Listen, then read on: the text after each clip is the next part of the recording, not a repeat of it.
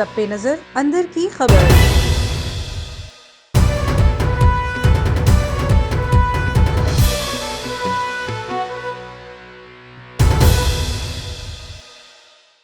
अहम खबर से आपको आगाह करें कि NCOC का अहम इजलास हुआ है। वफाकी वज़ीर असद उमर की ज़ेर सदारत NCOC का अहम इजलास हुआ है। इस इजलास में अहम फैसले किए गए हैं। एक बार फिर से अवामी इज्तिमात पर पाबंदी लगाने का फैसला किया गया है। NCOC के इजलास में सिनेमा और थिएटर्स को बंद करने का फैसला किया गया है।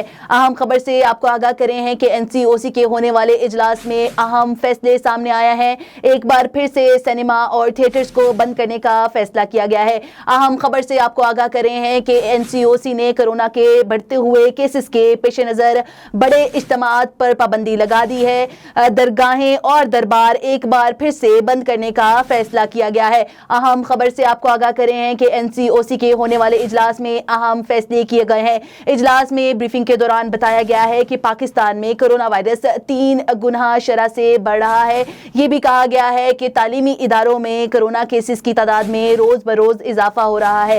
अहम खबर से आपको आगाह कर रहे हैं कि वफाकी वजीर असद उमर की ज़ेर सदारत NCOC का अहम इजलास हुआ। इजलास में वज़ीर तालीम शफकत महमूद, मामला खसूसी डॉक्टर फैसल सुल्तान ने भी शिरकत की। सूबाई चीफ सेक्रेटरीज की बजरिया वीडियो लिंक NCOC इजलास में शिरकत। मुल्क में कोरोना केसेज SOPs पर अमल दरामद की सूरत हाल ज़ेर गौर। लॉकडाउन के बाद की सूरत हाल पर ब्रीफिंग के दौरान कोरोना के फैलाव में इजाफे पर NCOC के बड़े फैसले। NCOC ने बड़ी अवामी तकरीबात पर पाबंदी की सिफारिश कर दी।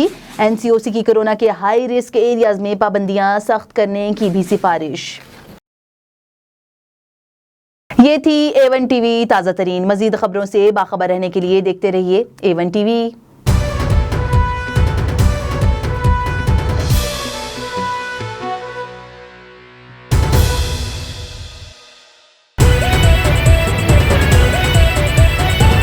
A1 TV, सब पे नजर, अंदर की खबर।